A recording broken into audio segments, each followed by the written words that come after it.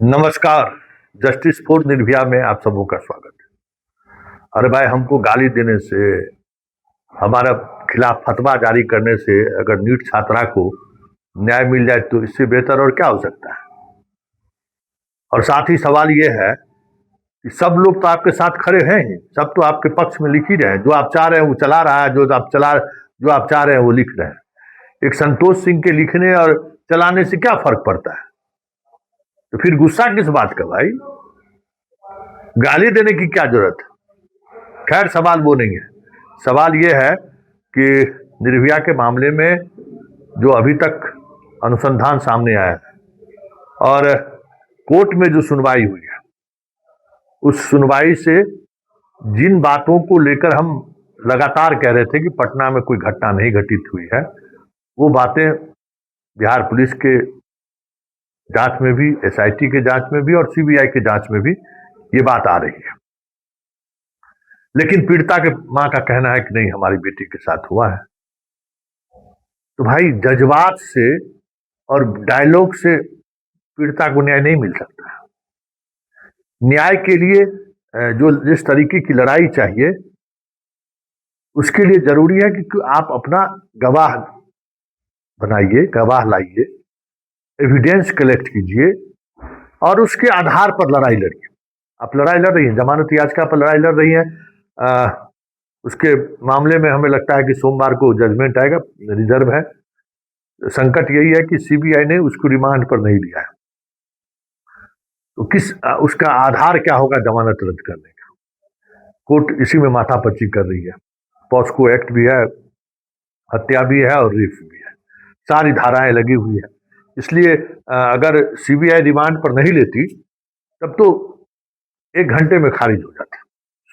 जमानत पर तो सुनवाई का सवाल ही नहीं था, तुरंत खारिज। लेकिन कोई जांच एजेंसी उसको रिमांड पर नहीं ले रही है, तो अनलीगल डिटेंशन में कोर्ट के सामने सबसे बड़ी चुनौती है कि उसको कैसे उसकी जमानत याचिका को खारिज करें। तो अभी कानून एक्सपर्ट से राय ले रहे होंगे, हाई कोर्ट, सुप्रीम कोर्ट का क्या जजमेंट रहा है इस मुद्दे पर, उस पर अध्ययन हो रहा हो, क्योंकि इसके बेल का मैटर तो सुप्रीम कोर्ट तक जाएगा। जिस तरीके से खेल हो रहा है, सुप्रीम कोर्ट तक तो जाएगा। इसलिए मतलब डिस्ट्रिक्ट जज स्तर के अधिकारी पूरा कह सकते हैं कि एकदम नाप जोख कर, नाप तौल कर डिसीजन इस पर सुनाएंगे। लेकिन कई ऐसे सवाल जो इनके वकील साहब ने उठाया, एक सवाल उसमें यह भी था कि 3 एजेंसियां जांच कर रही हैं, तीनों का अलग अलग ओपिनियन है। देखिए कितनी बड़ी गड़बड़ी है। तो हमने इस मुद्दे पर अभियानंद जी से बात की। भाई वाकई में क्या ये तो स्वाभाविक चीज है। मान लीजिए कि बिहार पुलिस अनुसंधान में के क्रम में त्रुटि की है, सस्पेंड हुई वो। एसआईटी अनुसंधान कर रहा है, एसआईटी के अनुसंधान में भी कोई नई बातें नहीं आई तो सीबीआई जांच कर रही है। सीबीआई जांच कर रही है तो कोई जरूरी नहीं है कि तीनों का अनुसंधान एक ही जैसा हो। डिफरेंट ओपिनियन आना स्वाभाविक है। डिफरेंट ओपिनियन को लेकर क्या राय है, जरा अभियानंद जी से सुनिए। हम ये समझना चाहते हैं, मान लीजिए कि सीबीआई अभी इस केस को देख रही है, ठीक है। 3 एजेंसी जांच की, मान लीजिए बिहार पुलिस जांच किया, उसके जांच के एंगल से थोड़ा डिफर किया एसआईटी, और एसआईटी के जांच एंगल से थोड़ा डिफर कर गया सीबीआई। ये तो नेचुरल प्रोसेस है ना। हाँ तो ठीक। जी, और हो सकता है कोर्ट किसी से एग्री नहीं करे और तीसरे चीज करे। हाँ, तो उस इशू पे कोर्ट अनुसंधानक मतलब दोनों का क्या लिमिटेशन है? नहीं, हम फॉलो किए क्वेश्चन आपको। मान लीजिए कि सीबीआई के जांच, मतलब तीनों का जांच, मतलब जो डायरी अभी तक जांच में जो तथ्य सामने आया है, उस तथ्य से कोर्ट डिफर कर सकता है। कोर्ट शुरू में एक्सपेक्टेड नहीं है कि वो टांग अड़ाए, लेकिन जब ट्रायल होगा, देखिए गवाही जो होती है वो पुलिस के द्वारा जो रिकॉर्डेड होता है वो एविडेंस नहीं है, वो स्टेटमेंट है। And every statement is not evidence. Statement evidence तब बनता है जब क्रॉस एग्जामिनेशन होगा। इसका बेसिक समझिए लॉ का। Statement when tested on the anvil, अंग्रेजी में बोलता है anvil, anvil of cross examination becomes evidence. तो अभी तो क्रॉस एग्जामिनेशन हो ही नहीं रहा है। हाँ जब ट्रायल होगा तभी क्रॉस एग्जामिनेशन होगा। जब आप एविडेंस रिकॉर्ड कीजिए, जब आप स्टेटमेंट रिकॉर्ड कीजिएगा तभी ना क्रॉस एग्जामिनेशन की बात होगी। जब रिकॉर्डे नहीं कर रहे हैं तो क्रॉस एग्जामिनेशन क्या होगा। सुन लिए अभयानंद जी की क्या राय है। जो सवाल हो रहा है वो सवाल हम पूछे, अभयानंद जी से हम सवाल करें। दूसरा सवाल जो सबसे महत्वपूर्ण सवाल है कि इस मामले में पुलिस सीबीआई जो जांच कर रही है उस जांच का दायरे में कोर्ट कहां तक हस्तक्षेप कर सकती है। अभी फिलहाल हस्तक्षेप करने की स्थिति में है या नहीं है, या फिर अनुसंधान के क्रम में कई बार सुप्रीम कोर्ट का भी जजमेंट आया है कि आप हस्तक्षेप नहीं कर सकते। तो इस मामले में परिजन की तरफ से बार बार वकील खड़े किया जा रहे हैं, अपनी तरफ से उसके मनीष रंजन के खिलाफ कह रहे हैं कि सबसे बड़ा गुनाहगार यही है। तो इस स्थिति में कोर्ट का क्या ओपिनियन हो सकता है, या फिर कोर्ट कहाँ खड़े हो सकता है, इस संदर्भ में एक कई महत्वपूर्ण कांडों का स्पीडी ट्रायल, स्पीडी अपील कराने में बड़ी भूमिका निभाने वाले अभयानंद जी से फिर हम ये सवाल किए कि क्या हो सकता, अभी कुछ इसकी गुंजाइश है क्या। सुनिए जाए क्या करें अभयानंद। अरे एक चीज सर, अगर मान लीजिए कि अनुसंधान में ये मामला सपोज कीजिए कि सुसाइड कह रहा है, ठीक है, परिजन कह रहे हैं कि नहीं हमारी बेटी के साथ हमारी बेटी सुसाइड नहीं की है, ये जो है सो इसकी हत्या है, इनका गैंग रेप हुआ है, जो जी अपना वो कह रही है, लेकिन अनुसंधानक को वो चीजें नहीं मिल रही है। क्या परिवार के पास कोई ऐसा रास्ता है उस अनुसंधान में कुछ नए तथ्य को अपने तरीके से रख सके? पूरा रास्ता क्या है, मतलब कैसे रख सकते हैं? वो अपना एडवोकेट रख करके कोर्ट को प्रेयर करेगा कि हमको भी अपनी गवाही दिलवानी, और ये कुछ वर्षों पूर्व तक विक्टिम को कोई लोकस स्टैंडर्ड नहीं था, पुलिस को था। इसीलिए ये केसेस होता था स्टेट वर्सेस XYZ। तो जो परिवार है वो स्टेट में नहीं गिना जाता। बाद में सुप्रीम कोर्ट ने ऑर्डर किया कि नहीं उसको भी हक है, तो उसी हक का इस्तेमाल अभी उसकी मां कर रही है, और अदरवाइज कोर्ट में उसकी कोई सुनवाई नहीं थी। अच्छा, तो कोई आप मतलब मान लीजिए कि ऑन गवाह देके या फिर कुछ उस तरीके का इन्वेस्टिगेशन का पार्ट कुछ अपने तरीके से किया जा सकता है क्या? परिवार तो कर ही सकता है, इन्वेस्टिगेशन में क्या करेगा, अपना गवाह प्रस्तुत करेगा। अच्छा, गवाह अपना गवाह प्रस्तुत कर सकता है।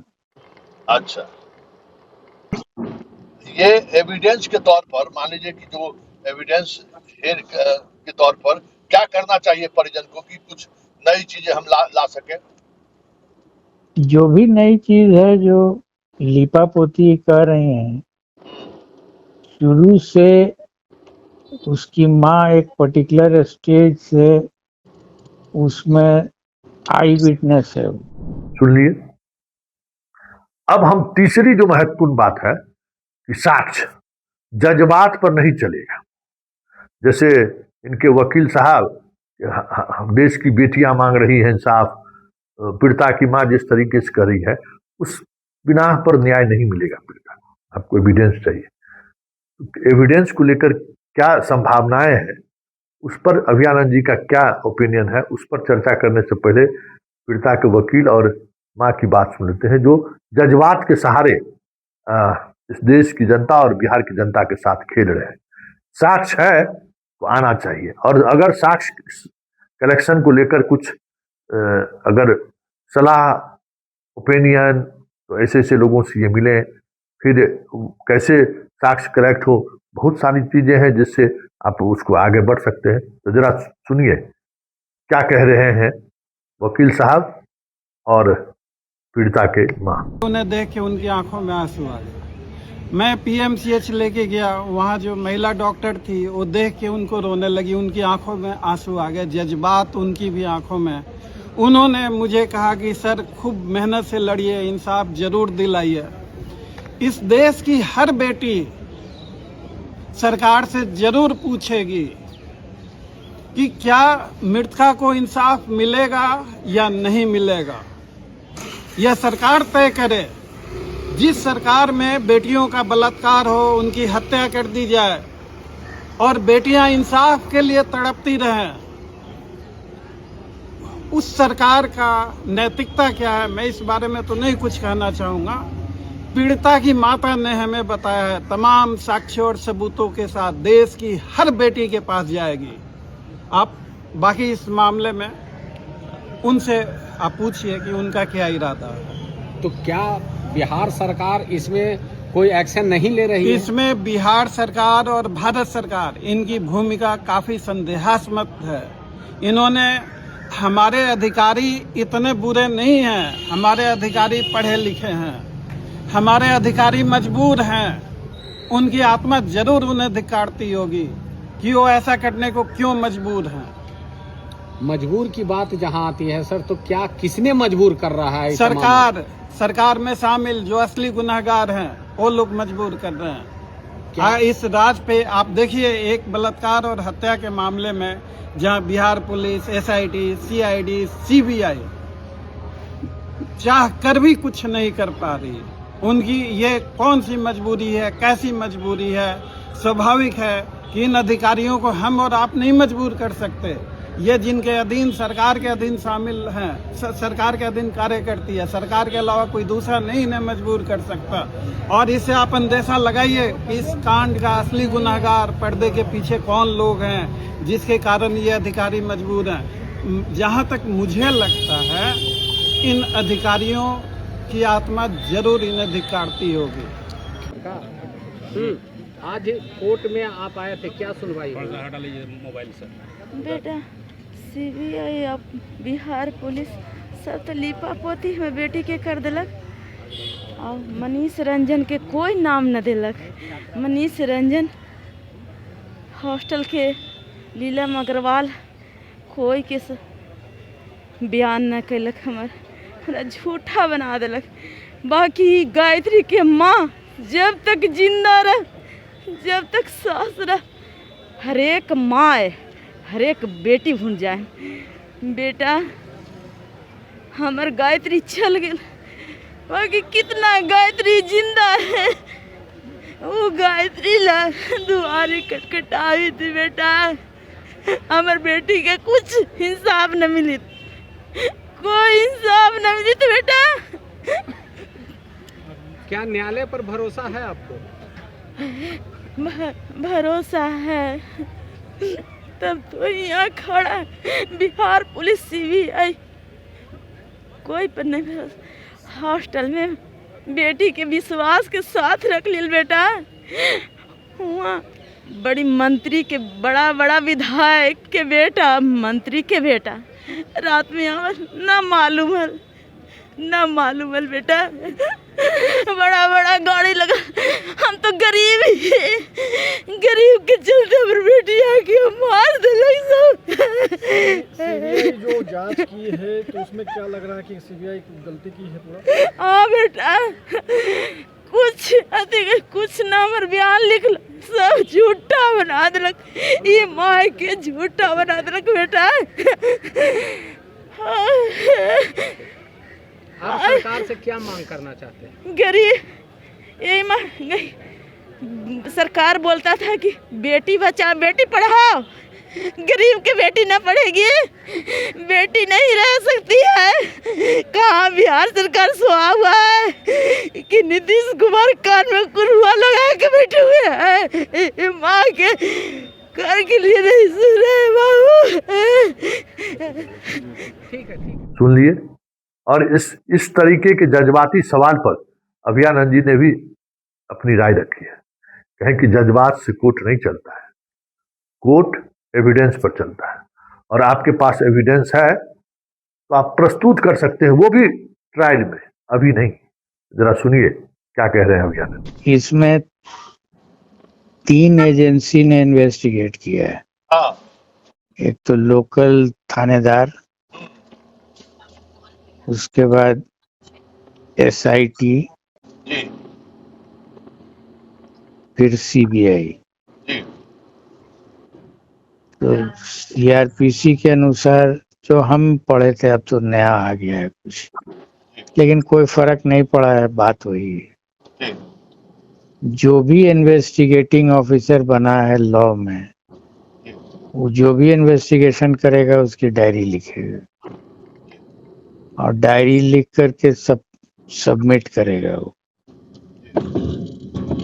ऐसा नहीं है कि आप किसी को इंटरोगेट कीजिएगा और डायरी नहीं लिखिएगा। जो भी आप इंटरोगेट कीजिएगा, गवाही लीजिएगा, उसको रिकॉर्ड करना होगा केस डायरी में। हाँ आप अगले वाले को ट्रांसफर कीजिएगा जी और ट्रांसफर करके उस पर छोड़ दीजिए। अब उसका जो ऑफिसर है वो डिसाइड करेगा कि लाइन ऑफ इन्वेस्टिगेशन क्या रखा है उसने। केस से जो भी आप कीजिएगा उसको रिकॉर्ड कीजिए। केस डायरी वही होता है।